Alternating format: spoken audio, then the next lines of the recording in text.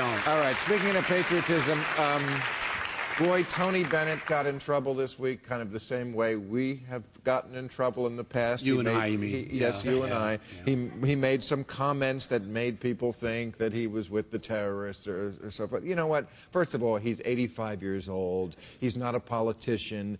Amy Winehouse got him hooked on smack. You know. And he's one of the greatest Americans ever. And he fought in the Battle of the Bulge. That's right. And if you didn't, climb down off his ass. So, but, you know, he said, who are the terrorists? Are we the terrorists or are they the terrorists? Two wrongs don't make a right. Look, we can discuss whether this is appropriate to say or not, but I'm just saying I got a hold of one of Tony's old CDs, and maybe we should have seen this coming, because look at some of the songs that he has been singing on this CD. It could happen to you, filthy infidel. I left my bomb in San Francisco. Bewitched, bothered, and beheaded. See you later, detonator. When Sunni gets blue. The girl that I martyr. Fly me to Khartoum. Oh, my fatwa. I'm going to sit right down and write myself a manifesto. Jihad be you. Putting on the vest. I've grown accustomed to her veil. That old black powder. I've got Jews under my skin. It had to be Jews. I guess that's why they call them the Jews, and the lady is a tramp who needs to cover up. Or some of the songs. But you know what? Should have seen that one coming. I would say about Tony Bennett, and again, there is a club now, I think, of people who have been accused of 9/11 hate speech, we might call it. The Dixie Chicks are in that club. I mean, lots of varied people. Maggie Gyllenhaal got in there a few years ago. Just anybody, it can happen.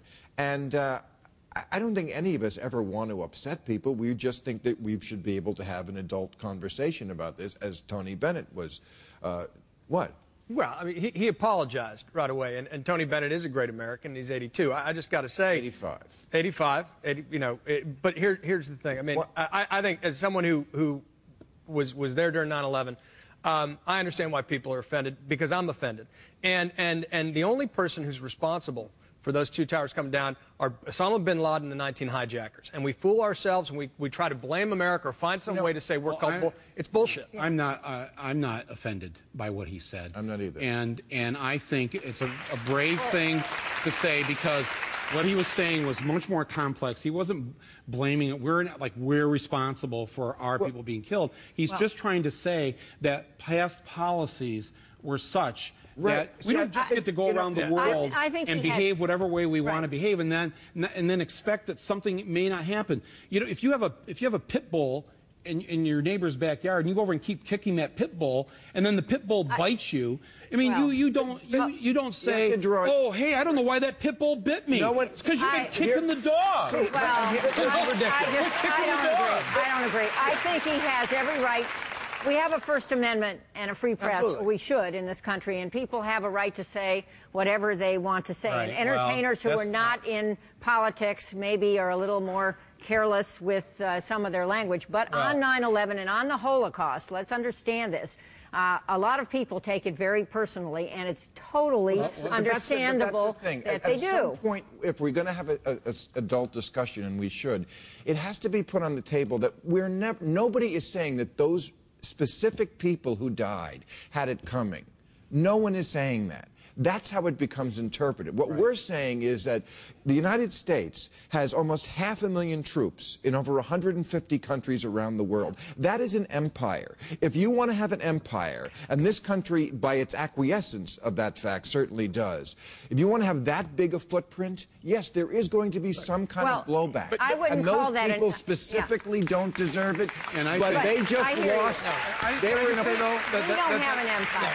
Oh, yes, we have an empire. No, we don't. And we have no business. That's not an empire. We should reduce our military footprint, and we are doing it in Iraq and Afghanistan. It's time to change those policies. Let me just say, but I don't think that's an empire. In Tony Bennett's defense, though, you brought this up because it generated so much hate speech this week against him, so many threats on AM hate radio, and you know what that's like. I know what that's like. In your book. And all I said at the Oscars on that night was that we've been led to war for fictitious reasons, that there are not going to be any weapons of mass destruction. And for that, they went after me the same way they're going after him, and encouraging people to do violence and all this. I'm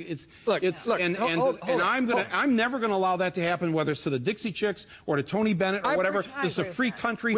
Stand up for yourself and say what you want. Without fear of it being heard. Look, nobody is saying that. No one should be called un-American for expressing their opinion. And we can all agree that Iraq is a very different circumstance from 9/11. But the deal is this. You know, when people kill innocent civilians, in order to get their message out, they lose any right to have their message understood by civilized people.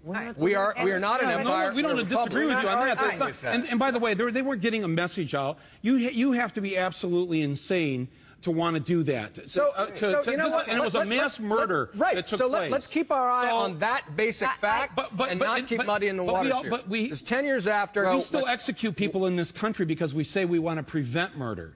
Right? So when we think about building bases on the soil of Saudi Arabia, maybe we should just think next time, geez, do we really want to put ourselves in that kind of crazy danger? What's the point of that? Well, let me bring out Tom Morello because we're getting behind.